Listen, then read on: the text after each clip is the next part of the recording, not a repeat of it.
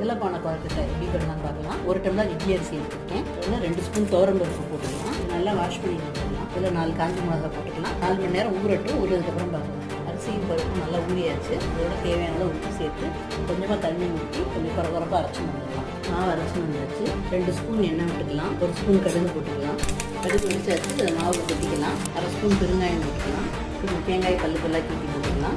சேர்த்து மிக்ஸ் பண்ணிக்கலாம். அரைச்ச சட்டியில் போட்டு நல்லா கெட்டியார வரைக்கும் கிடச்சிக்கலாம். மாவு நல்லா கெட்டியாகிடுச்சு. வெள்ளை பானையில் 2 கரண்டி எண்ணெய் விட்டுக்கலாம்.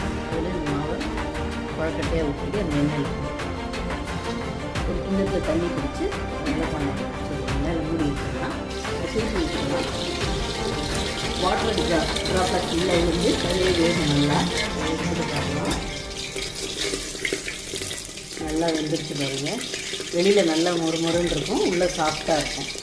வெள்ளை பானை குழக்கட்டை சூப்பராக ரெடி ஆகிடுச்சு.